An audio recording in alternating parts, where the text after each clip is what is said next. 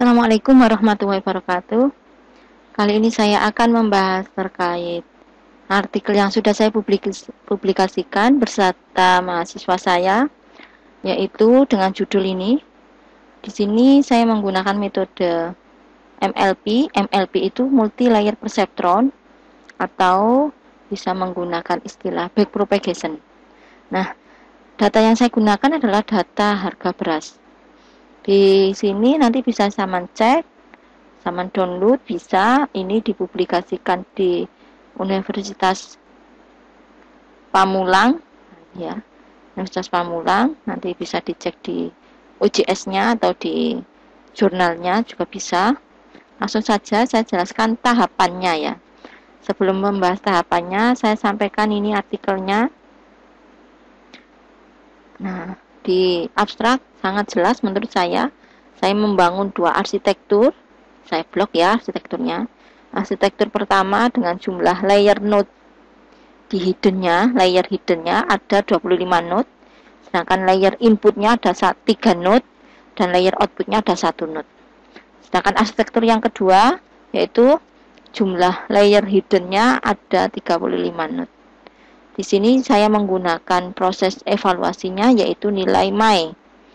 Nilai MAE yang terkecil yaitu pada arsitektur 3251 itu dengan nilai 305,93. Langkahnya bagaimana? Sebelumnya data kita ambil dari BPS. Di sini juga sudah saya sampaikan data diambil dari BPS. Total datanya ada 318. Di sini ada 3 jenis atau 3 kualitas ya, yaitu kualitas data harga barangnya berdasarkan, saya scroll ke bawah, yaitu premium, kemudian medium, kemudian luar kualitas atau luar kulit ya. Jadi ada 3 jenis. Dari masing-masing 3 jenis ini dibuat dalam bentuk angka karena di saya layer input yaitu bulan. Layer input itu ada variabel bulan, ada variabel tahun, dan ada variabel jenis kualitas. Jadi yang data masih dalam bentuk teks, ini dalam bentuk teks ya, masih dalam bentuk istilahnya kategori, maka ini dirubah dalam bentuk angka. Premium jadi 1, medium jadi 2, luar kualitas atau luar kulit jadi 3. Di sini juga saya sampaikan. Nah ini ya.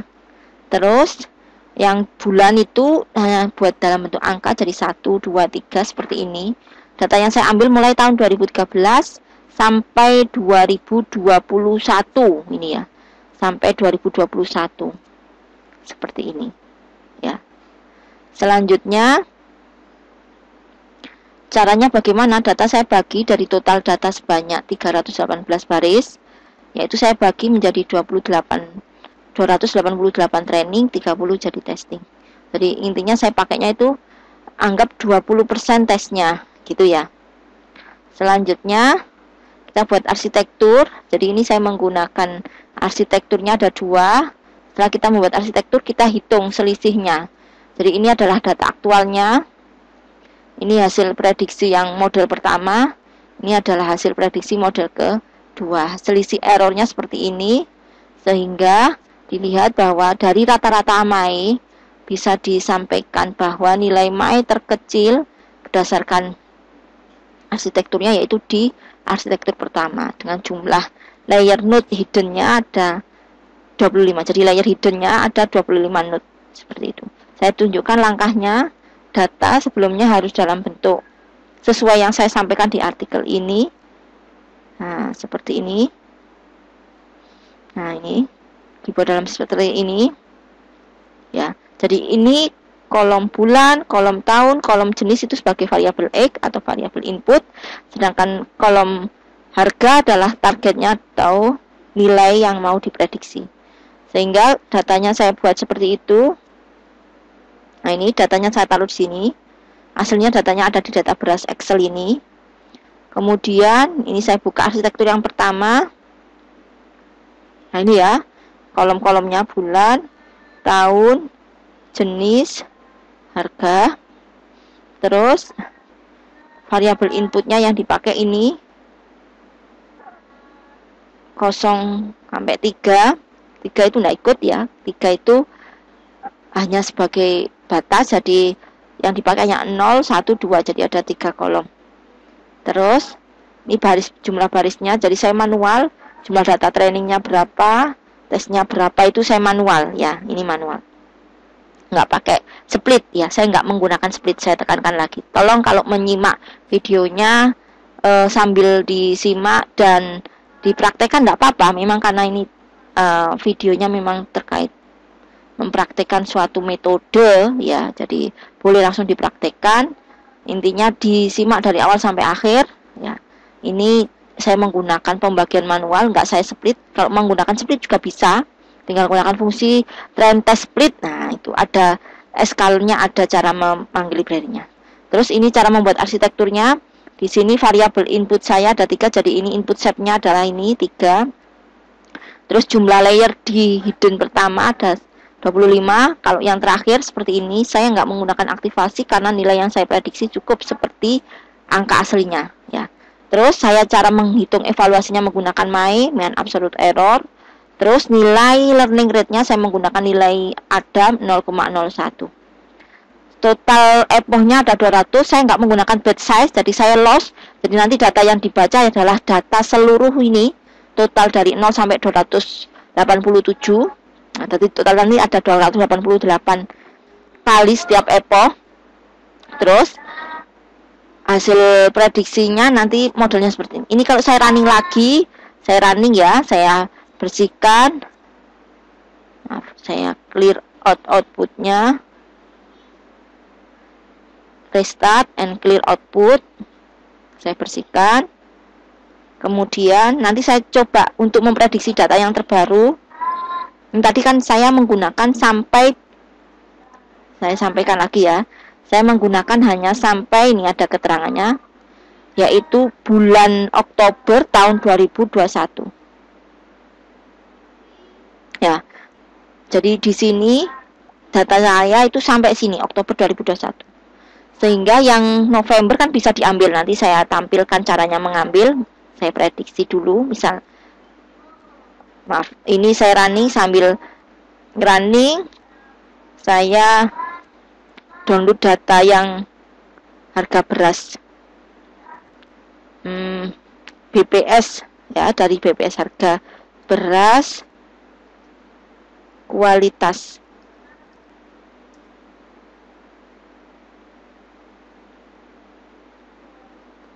Ini, maaf ya, saya scroll. Ini ada, nah yang terbaru saya tadi sampai Oktober, jadi saya ambil 2021 yang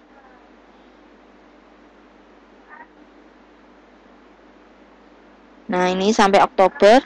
Misalkan nanti saya mau memprediksi yang bulan ya, jadi cara memprediksinya bukan berapa periode berikutnya, 3 periode berikutnya, bukan seperti itu, tapi harus pasti sesuaikan variabel inputnya, sesuaikan modelnya. Model saya adalah bulan apa, tahun berapa, jenis barang, jenis kualitas beras apa. Ini saya download ya, 2021 saya download dulu. Terus 2022 sudah ada, saya ambilkan nanti.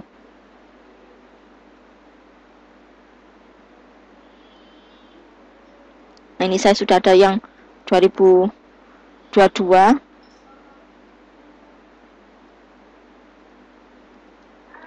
Ini yang 2000, bentar saya bukakan. Ini yang 2022. Terus ini yang astagfirullahaladzim. Saya ambilkan yang 2021. Jadi datanya harus disesuaikan untuk memprediksi. Ini saya tunjukkan, kan ini model yang terbagus tadi. Model yang terbagus. Nah, gambarnya nggak bisa tampil. Sebentar, saya running lagi. Nah, ini sudah. Ini adalah model yang tadi yang terbagus ya. Saya tampilkan yang terbagus, nilai selisih errornya. Mainnya yaitu nih 300, kan backpropagation kan berubah-ubah ya, jadi setiap running nilai selisih errornya kenapa kok berubah, kok beda dengan yang di artikel ya karena pada saat inisialisasi bobot kan beda-beda, setiap running itu inisialisasinya kan random. Nah, tadi kalau di artikel saya selisih errornya kan 305,93. Nah, saya di sini yang terbaru 304. Nanti kalau di running lagi pasti berubah. Nah, misalkan sekarang saya memprediksi data yang terbaru, berarti ini harus dirubah dulu. Ini tadi 2021 sampai Oktober ya. Jadi saya harus mengambil November sama Desember. Saya ambil tadi datanya, caranya membuat ya. Saya sampaikan lagi datanya, cara membuat adalah bulan, terus tahun, terus jenis beras. Terus ini harganya, ini data aktualnya ya. Kita sesuaikan dengan yang ada di sini. Cara membuat tabelnya. Nah, seperti ini, bulan, tahun, jenis, harga. Terus cara menentukan kelas 1, kelas 2, kelas 3, maksudnya jenis kualitasnya itu ada di sini juga. Premium itu 1. Nah, ini medium 2, luar kualitas atau luar kulit 3. Saya ganti. Nah, di sini bulannya berarti November itu 11. Tahunnya 2021. Jenis berasnya 1.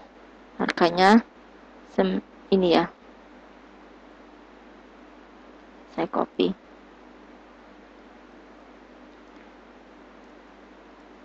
Nah, biar jadi angka. Ini semuanya sama. Terus sekarang bulan 12 2021. Jenisnya, nah ini yang beda, jenis 2, jenis 3. Ini jenis 1, jenis 2, jenis 3. Ini yang beda, yang ini sama. Nah, datanya saya ambil.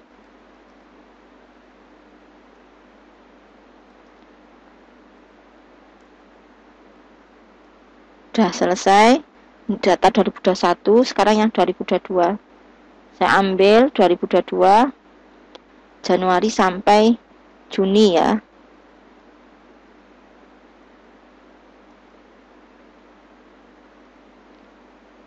Maaf.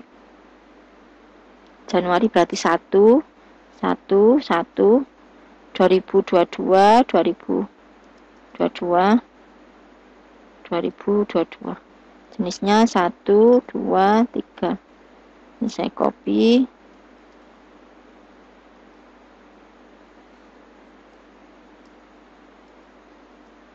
Nah, yang Februari juga gitu.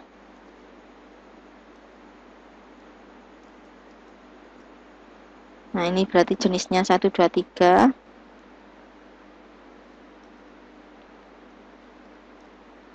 Bulannya 2. Nah, jadi kalau mau memprediksi seperti ini datanya yang harus diinputkan. Bulan berapa, tahun berapa, jenis barang, jenis beras apa, harga. Seperti itu membuat tabelnya. Ini saya selesaikan biar nanti kelihatan data tesnya. Nah, ini masih sama. Hanya beda bulannya 3. Terus sekarang April.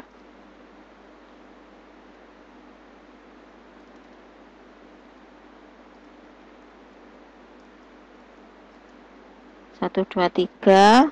Jenisnya bulan April 4. Terus sekarang Mei.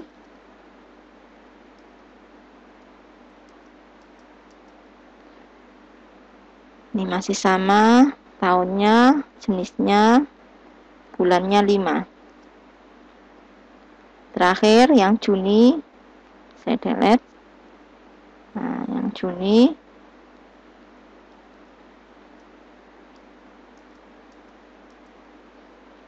Tahunnya sama, jenisnya sama, bulannya yang berbeda yaitu bulan 6. Juni 6. Selesai, data ini kita copy dalam satu folder di data file tadi. Kita buat file CSV. Nah, ini sudah dalam file CSV, kita simpan.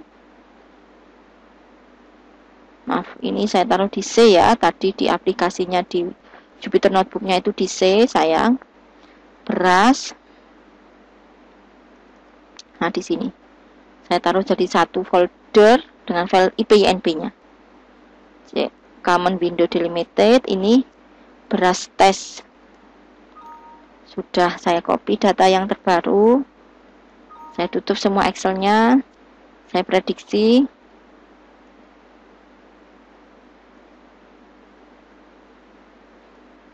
Maaf. Ini datanya beras tes CSV, saya baca. T baru, TB saya singkat. Pandasnya saya baca read CSV beras tes CSV, terus tb.info biar saya cek kolom barisnya sudah angka atau belum tipenya. Nah, ini sudah semua ya, sudah angka semua. Kita tinggal menentukan data X-nya yang mana. X T sama dengan TB titik seluruh baris ya, seluruh baris. Nah, kolomnya 0 sampai 3 dot value. Terus YT-nya tb.ilog semua baris, kolom terakhir dot values. Udah selesai kita tentukan X testnya, Y-nya juga. Kita prediksi modelnya tadi, variabelnya model, berarti YP predik. Nah, gini sama dengan model titik predik. Data X-nya apa? XT variabelnya. Kita hitung mean-nya. Maaf, kok mean? My-nya fungsinya ini. Mean absolute error ini ya, sudah saya panggil. Saya copy aja. Error sama dengan mean absolute error. Data X testnya YT. Data prediksinya Y predik. Sudah saya print. Ini hasil my-nya. Kalau hasil prediksinya print Y predik. Nah, bisa dicek nanti hasilnya. Nah, ini errornya 253 selisih errornya. Nah, ini hasil prediksinya seperti ini.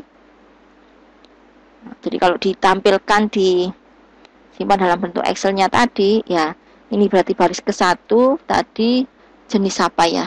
Jenis premium bulan November tahun 2021 ini.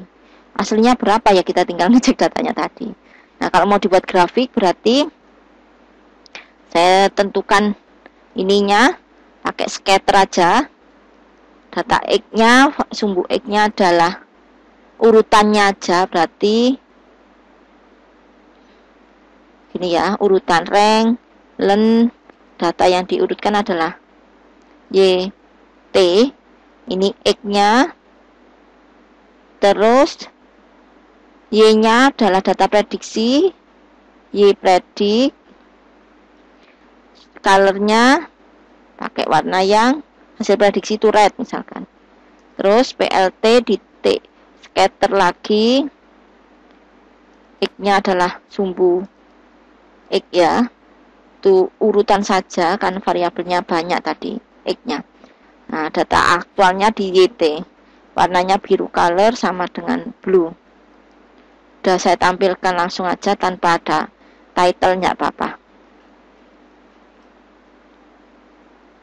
Nah, ini. Nah, bisa dilihat aktualnya ini biru. Ini hasil prediksinya di sini, data ke-1 0. Data ke-1 ini hampir mendekati ya. Nah, yang hampir mendekati ya ini yang ada warna merah dan biru. Itu hasil prediksi saya. Yang penting paham apa yang mau kita kerjakan. Kalau cara menghitung insya Allah di video saya juga ada ya, cara menghitungnya bagaimana, baik itu pada saat training ataupun pada saat testing ya. Karena beberapa mahasiswa bimbingan saya juga banyak yang menggunakan metode backpack propagation, dan saya sampaikan bahwa cara menghitungnya seperti ini gitu. Mungkin itu yang bisa saya sampaikan. Sebelumnya terima kasih. Mohon maaf. Assalamualaikum warahmatullahi wabarakatuh.